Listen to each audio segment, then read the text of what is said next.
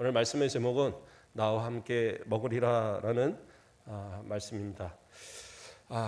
우리가 누군가하고 함께 식사를 한다, 함께 음식을 먹는다라고 할 때 그 대상은 어떤 사람들입니까? 나랑 잘 모르는 사람, 나하고 아무런 관계 없는 사람, 그런 사람하고 앞에서 서로 음식을 먹는다면 그게 잘 이렇게 기분 좋게 들어갈까요? 그러진 않을 것 같아요. 서로가 알고 서로를 신뢰할 수 있는 가운데에 그러한 사람들끼리 음식을 먹을 때 기쁨이 있고 서로에게 마음이 열려 있을 때에 그 음식이 더 맛있는 거예요. 아무리 음식을 차려놓고 진수성찬을 차려놔도 마음이 불편한 관계, 나의 원수된 사람 혹은 나에게 피해를 준 사람, 이런 사람들과 같이 식사를 한다고 하면 그 마음이 편안할 수 없을 거예요. 그래서 우리나라 말에는 식구라는 말 있잖아요. 식구가 뭡니까? 한 집에서 같이 음식을 먹으며 교제를 나누는 그러한 관계가 식구예요. 물론 혈연 관계에 있는 가족일 수도 있지만 또는 함께 동거하는 어떤 친구, 또 그러한 가까운 관계가 될 수도 있을 거예요. 그래서 함께 먹는다는 것은 상당히 가까운 관계, 그리고 서로를 믿을 만한 관계, 그런 사랑의 교제가 있는 그런 관계 속에 이루어질 때 그것이 진짜 어떤 기쁨이 되는 그러한 식사가 되어질 거란 사실입니다. 이러한 식탁의 교제는 우리 인간들과의 관계 속에만 있는 것이 아니에요. 하나님도 우리와 함께 식탁의 교제를 나누기를 원하십니다. 구약의 제사 가운데 보면 화목제라는 제사가 있어요. 다른 제사들도 뭐 다 제사가 여러 가지가 있지만 그러나 이 화목제의 특별한 것은 뭐냐면 그 제물의 일부분을 그 드린 자와 함께한 모든 자들이 함께 먹을 수 있다라는 거예요. 그 차이가 있습니다. 말 그대로 이 화목제는 감사제의 성격이 있어서 내가 어떤 어려움을 당할 때 하나님이 도와주셨거나 또는 내가 어떤 서원한 일에 대해서 하나님께서 이것을 이루어 주셨을 때 그 서원에 대한 감사제 혹은 그러한 어떤 문제를 해결해 주심에 대한 감사의 예물로 드리는 것이 화목제예요. 그러니까 이러한 화목제를 드렸을 때에 그 가장 기름진 부분의 것들을 하나님 앞에 태워드리고 번제로 드리고, 그리고 또 그 가운데 일부를 제사장이 가져가요. 그리고 그 나머지를 가졌다가 이제 그것을 구워서 그리고 그것을 같이 이 제사를 드리는 사람들과 그 기쁨을 함께 나누는, 함께 한 사람들이 그것을 나눠 먹는 거예요. 그래서 그건 그 즉시 먹어야 돼요. 그것을 뭐 집으로 갖고 와서 다음 날 먹고 그런 음식은 아니에요. 그 의미는 뭐냐? 지금 하나님과의 식탁의 교제를 나누는 거예요. 하나님께 감사하며 하나님 주신 은혜가 너무 감사해요. 하나님 이거 드셔보세요. 하나님께서도 그래 너 참 수고하고 참 감사하니 참 기쁘다. 너도 이거 먹어봐라. 서로 그런 식탁의 교제가 이루어지는 것이 바로 이 화목제의 모습이다라는 거예요.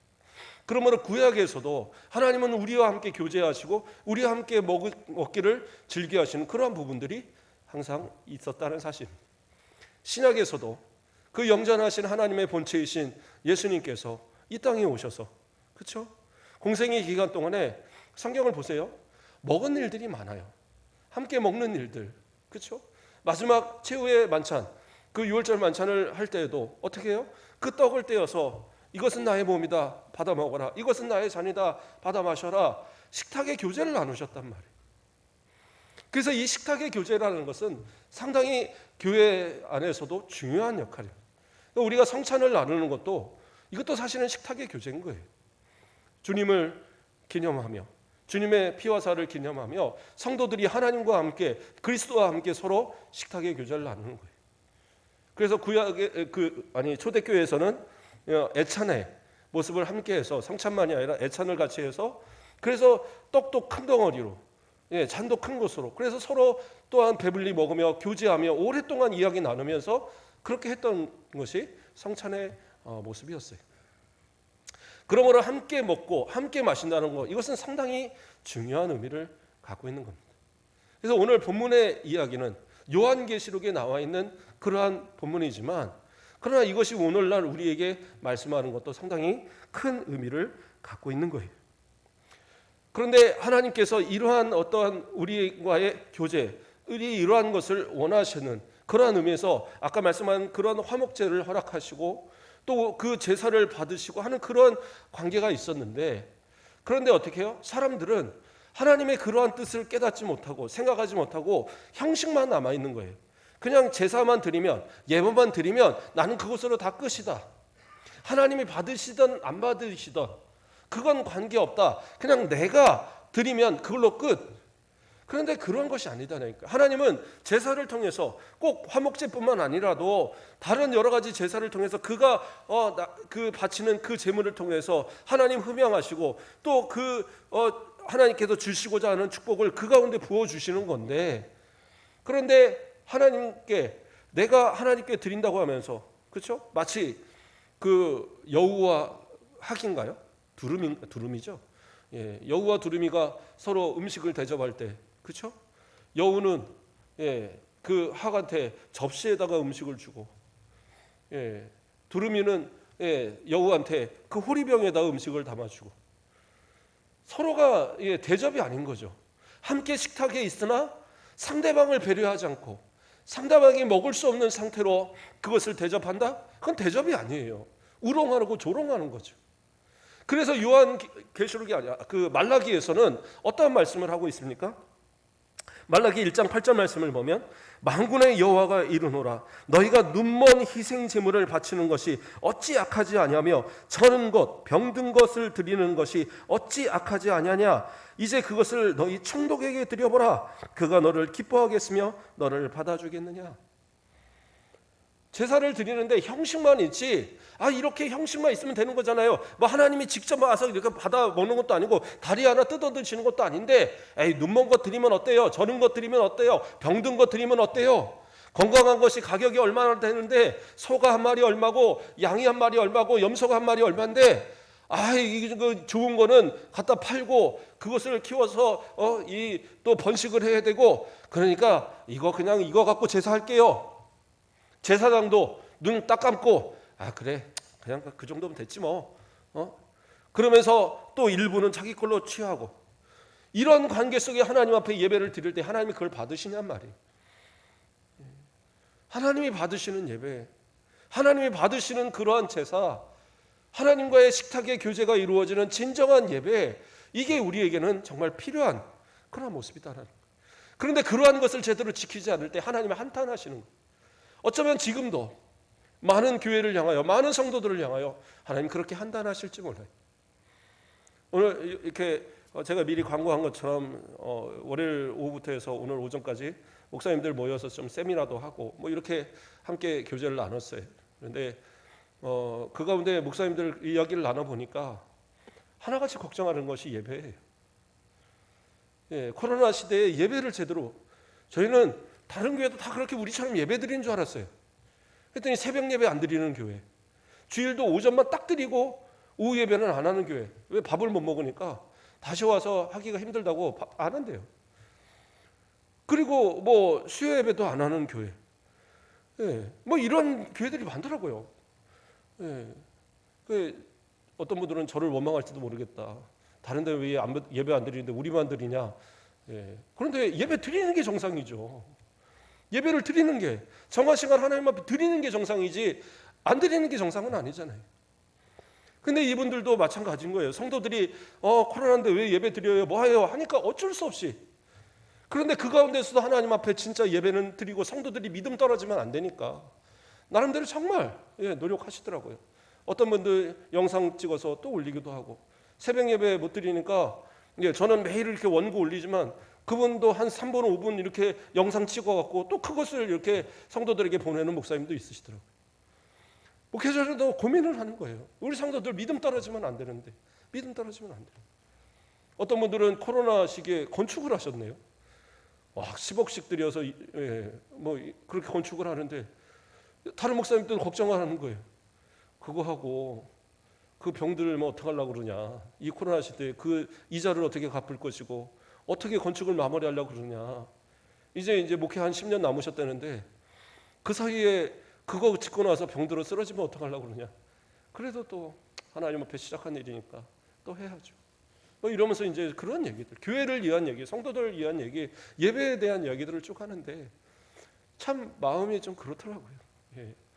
나만 고민하는 게 아니라 다른 목사님도 다 똑같은 고민하는 거예요.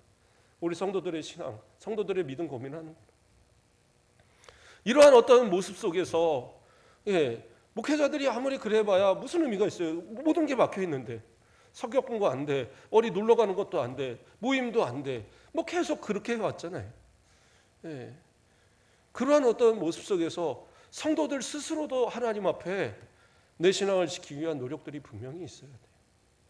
하나님께서는 목사님하고만 서로 함께 식탁의 교제를 나누는 게 아니에요. 목사님의 예배만 받으시는 게 아니잖아요. 성도들이 드리는 예배를 받으시는 거잖아요.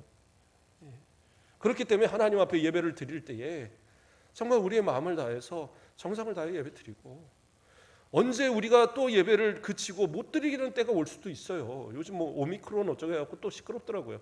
여차하면 또 예배 다 금지시킬 그럴 일도 또 있을 수도 있겠다는 생각이 들어요. 예배 드릴 수 있을 때에, 하나님 앞에 드릴 수 있을 때에 진짜 마음을 다해서 좀 드려보고, 예배 못 드리니까 참 좋다, 그러니까 예배 못 드리는 동안 어디 여행이나 가자, 등산이나 가자, 이런 생각하지 마시고 하나님 앞에 어떻게든 예배에 대한 사모함, 그리고 내 신앙을 지키기 위한 몸부림이 우리 가운데 있어야 된단 말이에요. 그것이 가장 중요한 겁니다. 그런데 형식만 남아있고 그냥 그 어떤 드리는 그 시간, 어쩔 수 없어 못 드린대, 어쩔 수 없어 그냥 그런 거야, 이걸로 끝내버리면 하나님께서 너 나에게 무엇을 주고 있느냐, 무엇을 바치느냐라고 말할 때 뭐라고 얘기하겠어요? 뭐라고 그래요? 하나님께서 너 그 눈먼 거, 저는 거, 병든 거, 그거 총독들에게 가서 맡겨봐라. 다시 말해서 대통령한테 가서 맞춰보고, 저기 도지사한테 가서 그렇게 한번 대접해봐라. 그렇죠? 다 썩어 문드러진 거 가지고 그거 와서 이거 대접입니다, 뭐라 그러겠어요? 지금이야 뭐 그걸 했다고 그래서 갔다가 뭐 감옥에 가두진 않겠지만, 50 때나 유신 때가 이런 리태 같았으면 어디 그렇게 하겠습니까? 완전히 목숨 걸고 해야죠. 그런 것처럼 세상 가운데 있는 사람들한테도 그러지 않는 것을, 하나님 앞에 내가 진짜 진실한 예배가 이루어지지 못한다고 한다면 그건 올바른 모습이 아니다라고 이야기하고 있는 거예요. 오늘 본문의 이야기는 그 요한계시록에 나오는 제일 7개 중에 마지막 교회, 그렇죠? 이 라우디게아 교회에게 하시는 말씀 가운데 있는 말씀이에요. 라우디게아 교회는 그 소아시아 지역에 있는 교회 중에 또 그 지역, 라우디게아라는 지역 자체가 상당히 부유한 지역입니다. 상업이 발달하고 물자가 풍부하고, 그래서 상당히 발달된 그러한 도시로서 어느 정도의 분야하면, 그때 AD 그 50년경, 그때의 그 전체적인 그 소아시아 지역에 큰 지진이 있었어요. 그래서 여러 지역들이, 도시들이 다 망가지고, 그래서 로마의 원조를 받아서 결국에 이제 그 도시 재건에 힘썼고, 그러다 보니까 로마의 어떤 그런 간섭을 더 많이 받았던 그러한 이제 도시들이었는데, 유일하게 이 라우디게아는 원조를 받지 않았대요. 자기네가 갖고 있는 재물만 가지고도 충분히 도시를 재건할 수 있었던 거예요. 그 정도로 부자 도시입니다. 그리고 특별한 어떤 핍박도, 그렇기 때문에 로마로 인한 어떤 특별한 핍박도 많지 않아서 교회 자체가 또 그렇게 평안한 거예요. 부자들도 많고, 그래서 전혀 재정적으로 어려움도 없어요. 특별히 그러니까 아쉬운 게 없는 그런 교회. 오늘날도 그런 교회 참 많습니다. 저도 여러 교회 사역들을 해봤지만 어떤 교회 가면 진짜 부자들 많아요.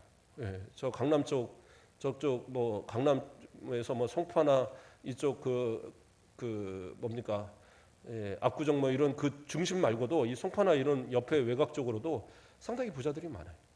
그러니까 그런 데서 이렇게 사역하다 보면 교회에서 계신 분들이 우리 체육대회나 혹시 이런 무슨 조그만 대회 같은 거 하잖아요. 그러면 이제 서로 선물들을 막 기부해요. 그래서 그 선물 가지고 하는데 엄청납니다. 1등이 홈시어터, 2등이 그 식기세척 척기 이런 거 이제 막 걸어요.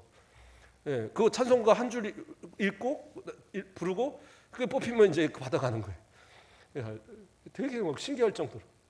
근데 그게 행복하냐? 아니. 신앙 자체도 자기들 마음대로 해요. 자기들. 제가 이렇게 말해서 좀 그렇지만 그렇게 갈급함도 없어요. 그냥 그 자신들의 행복, 굳이 뭐 새로운 사람을 전도해 갖고 막 그럴 필요도 없고, 예. 그냥 자기들끼리의 입맛에 맞는 그러한 교회를 만들어가는 그런 모습.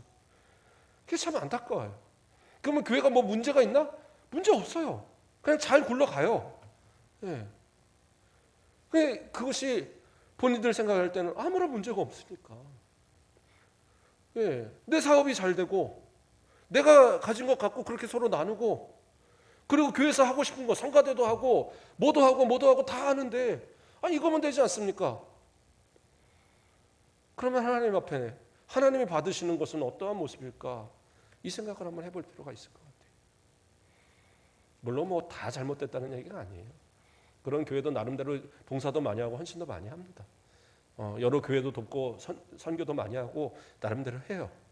예, 제가 좀 극단적으로 예를 드는 겁니다. 그러나 어떤 그러한 열심과 뜨거움이 점점 사라져가는, 그래서 어느 순간은 뭐예요? 나는 괜찮아 생각하는데 영적으로는 완전히 병들어 있는 상태로 빠질 수도 있다는 말이에요. 오늘 이 라오디게아 교회가 그런 상태예요.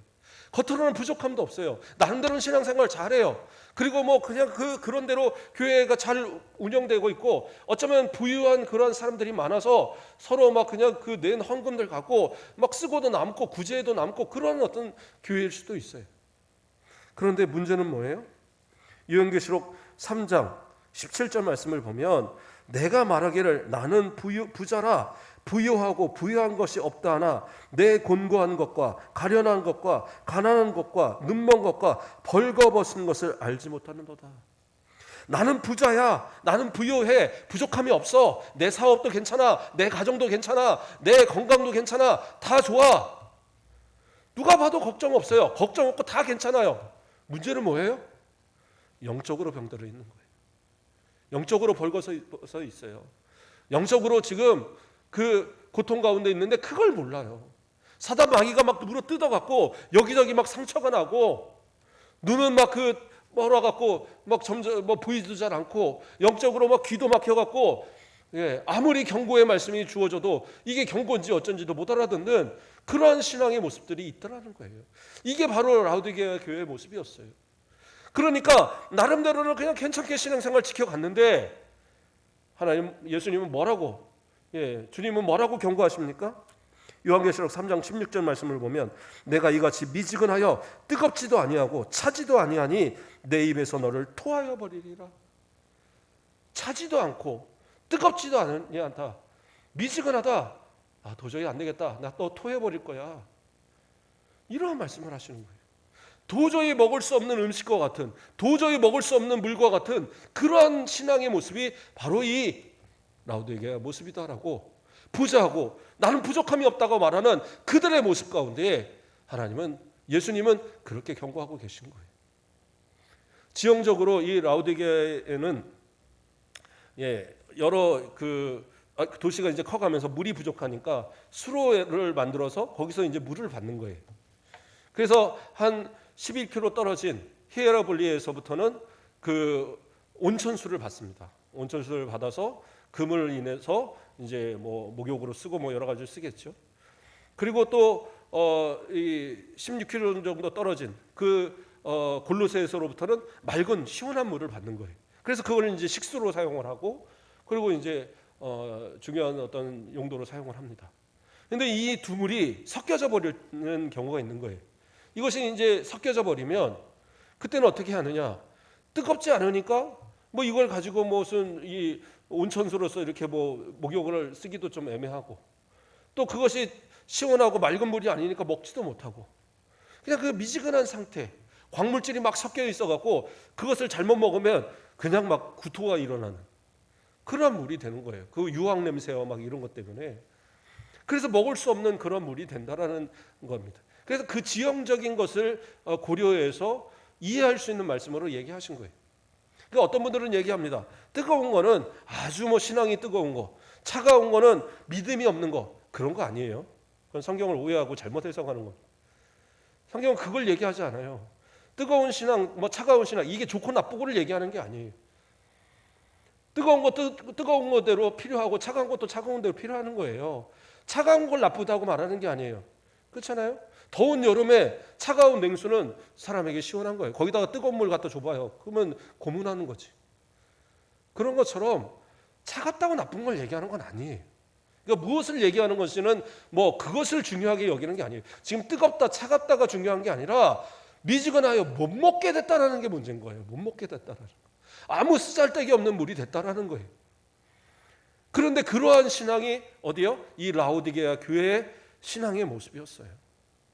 그리고 자기는 그래도 괜찮아. 이거면 충분해. 아유 뭐 내가 이렇게 돈 잘 버는데 무슨 뭐 걱정이야? 내가 이렇게 건강한데 무슨 걱정이야? 우리 가정에 아무 걱정 없어. 내 자녀들 좋은 대학 가고 뭐 좋은 직장 가고 좋은 자손 대대로 지금 건강하고 아이고 이거면 되지 뭐 나는 아무런 걱정도 없어. 근심도 없어. 이러면 되는 거야. 그런데 신앙은 어떻게 하냔 말이에요. 영적인 것은 어떻게 하느냐 말이에요. 내 영이 살아있는지, 내 영이 지금 건강한지, 내 영이 지금 올바로 서 있는지 그걸 봐야 되는 거예요. 그러니까 좀 약을 사서 좀 바르고 또 벌거벗은 것 좀 옷 좀 사서 입고 좀 안약 좀 해갖고 눈 좀 이렇게 치료 좀 해서 똑바로 한번 보라. 예수님 그렇게 얘기하세요. 그렇지 않으면 어떻게 해요? 미지근한 그거 내어 토해버리겠다는 거예요. 그러면 그런 치유의 방법이 무엇이 있느냐? 어떻게 하면 치유를 할 수 있느냐? 그렇죠? 요한계시록 3장 18절에 내가 너를 권하노니 내게서 불로 연단한 금을 사서 부유하게 하고 흰옷을 사서 입어 벌거벗은 수치를 보이지 않게 하고 안약을 사서 눈에 발라 보게 하라. 그러면 그 방법은 뭐예요? 요한계시록 3장 16절을 보면 요한계시록 3장 19절을 보면 무릇 내가 사랑하는 자를 책망하여 징계하노니 그러므로 내가 열심을 내라 회개하라. 뭐예요? 열심을 내어서 그 신앙생활을 똑바로 하면서 그러기 위해서 뭐예요? 회개하라는 거예요. 그러니까 내 자신의 잘못된 신앙의 상태, 영적인 이 상태를 치유할 수 있는 가장 중요한 방법은 뭐예요? 회개예요. 인정해야 돼요. 내가 지금 영적으로 병들었다는 사실을, 내가 지금 영적으로 부족하다는 사실을 그것을 인정해야 돼요. 나는 의사니까, 나는 뭐 법조인이니까, 나는 선생님이니까, 나는 뭐 기업가니까 이거면 됐죠. 아니요. 영적으로 하나님 앞에 병들었다는 사실을 인정해야 치유받는다니까요. 그렇지 않으면 아무런 치유의 방법이 없어요. 미국에서 어떤 사람이 우리 한국 사람이 여행을 갔다가 좋은 차를 렌트하고 그리고 이제 가더래요. 가다가 이 사고가 나서 이 차가 뒤집힌 거예요. 그래서 막 경찰이 오고 구급대가 와서 물어보는 겁니다. 영어로 물어봤겠죠. How are you? 그러니까 우리 How are you는 우리나라 말로 뭐예요? 뭐 어떻게 지내세요? 안녕하세요. 뭐 이렇게 해석을 하잖아요. 그럼 뭐라고 대답을 해야 돼요? Fine, thank you. And you? 나는 좋아요. 당신은 어때요? 이렇게 대답을 해야 되는 거예요. 우리가 그렇게 어렸을 때 배웠잖아요. 그러니까 그 아파갖고 피가 막 절절 나는데 How are you? 어때요? 이거는 이제 건강 상태가 어떠냐는 걸 물어보는 건데 거기다 대놓고 Fine, thank you. And you? 이러더라는 거예요. 그게 말이 되냐는 거예요. 지금 막 온몸이 다 피투성이가 됐는데 거기다 대놓고 나는 괜찮아요. 당신은 어때요? 인사하고 있는 거예요. 괜찮다는데 뭐라고 그러겠어요? 진짜 괜찮아요? 네, 괜찮아요. 아니잖아요. 피가 나고 온몸이 지금 깨어져 가고 병들어 있으면 인정해야 돼요. 나는 아파요. 나는 지금 피가 나요. 나를 치료해 주세요. 나를 빨리 병원으로 이송해 주세요. 해야 되는 거예요. 제가 교통사고 한번 당해보니까 알겠더라고요. 교통사고 차가 막 여기저기 다 찌그러졌는데 차 안에서 있는데 딱 움직이려고 해보니까 안 움직여지는 거예요. 이 갈비뼈가 하나 부러졌는데 몸이 순간 안 일으켜지는 거예요. 깜짝 놀랐어요. 그래서 구급대가 와서 괜찮네요. 그럼 나 지금 빨리 병원으로 좀 데려달라고. 그리고 가서 이제 엑스레이 찍어 보니까 당장에 부러졌더라고요. 상태가 안 좋으면 얘기해야죠. 그래서 치유받아야 되는 거예요. 병원을 가야 되는 것처럼. 그런데 이 말씀에 이어서 나오는 말씀이 바로 이 말씀인 거예요. 볼지어다 내가 문 밖에 서서 두드리노니 누구든지 내 음성을 듣고 문을 열면 내가 그에게로 들어가 그와 더불어 먹고 그는 나와 더불어 먹으리라. 문 밖에서 서 계시는 주님. 왜 문 밖에 서 계시겠어요?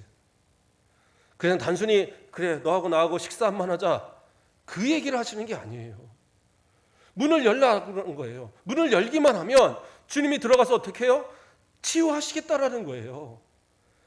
더러운 걸 다 씻어버리고 청소하고, 그리고 그 아픈 상처를 씻어주시고 깨끗게 해서, 그래서 그 안에서 서로가 먹고 교제하며 함께 더불어 사는 그 모습을 만드시겠다고 예수님 말씀하고 계신 거예요. 우리 그림들 봤을 거예요. 많이 보면 예수님이 문 밖에 서 있는 그런 그림 나오잖아요. 그 성화 같은 거 가끔 가면 뭐 한 10,000원 주면 파는 거 그림들 있잖아요. 예. 근데 그 그림 가만히 보세요. 그 화가가 그릴 때 문에 보면 문고리가 없어요. 그러니까 문을 잡아당길 고리가 없어요. 그러니까 두드릴 수는 있는 거예요. 그럼 어떻게 해요? 안에서 열어야 되는 거죠. 물론 하나님께서 택하신 자, 분명히 구원을 받고 하나님께서 어떠한 방법으로든 그가 예수 믿고 천국 가게 하시겠지만, 그러나 그 마음 가운데 주님이 계시기 위해서는 어떻게 해요? 두들렸을 때 열어야 되는 거예요. 열어야 되는 거. 저희 집에도 보면 애들이요, 책상을 보면 한 일주일 전에 먹은 쓰레기도 막 있고, 예. 주일날 여기서 간식 먹고 가면 간식 껍데기들 일주일만 계속 그 위에 있어요. 하다 못해서 좀 치워라 그러면 그때 가서 들어다가 이제 치우기도 하는데, 예. 근데 막 이거 쌓이고 뭐 그랬을 때 이제 어느 날 저희 아내가 대대적으로 가서 이제 한 번씩 치우죠. 막 그러면 이제 애들이 막 난리가 납니다. 뭐 숙제에는 조기를 갖다 없애줬다는 둥, 뭘 갖다 없앴다는 둥 막 투덜투덜. 진짜 자기들이 치우지. 안 치우니까 엄마가 나서죠. 근데 그렇게 치울 수 있는 이유는 뭡니까? 문이 오픈되어 있거든요. 저희 집은 뭐 그냥 방들이 다 오픈되어 있어요. 서로 다 오픈되어 있는데, 그래서 뭘 하는지 뭐 이런 것들이 다 그냥, 예, 뭐 제가 일부러 다 오픈시키는 게 아니라 지네들도 그냥 열고 해요. 예. 그런데 열려 있으니까, 집이 열려 있으니까 부모가 보고 가서 그걸 다 치우고 청소할 수 있는 거잖아요. 그리고 혹시 뭐가 아프면 아픈가 보다 하고 가서 해서 약도 먹이고 다 그렇게 하는 거 아니겠어요? 그러나 문 딱 따라잡고 안에서 딱 앉아갖고, 예, 뭐 그냥 쓰레기가 막 쌓여가는데도 절대 들어오지 마. 우리 집 내 방은 절대 들어오면 안 돼. 그러면 어떻게 해요? 해결할 수가 없어요. 그 TV에 가끔 보면 그런 사람들이 있더라고요. 그것도 병인데, 마음에 병이 있어서 그냥 문 딱 닫아놓고 몇 년이고 집에서 안 나오는 거예요.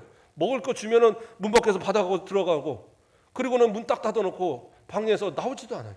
목욕도 안 하고 아무것도 안 해요. 그냥 막 쌓여 있는 거예요. 예. 그러고 나서 나중에 열어보면 막 쓰레기가 온 천재하고 막 벌레가 기어다니고, 그러한 모습이 우리의 마음이고 우리의 지금의 마음의 상태일 수 있단 말이에요.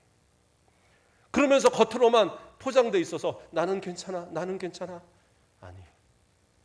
지금도 주님이 문을 열기를 원하시고 두드리고 계셔요.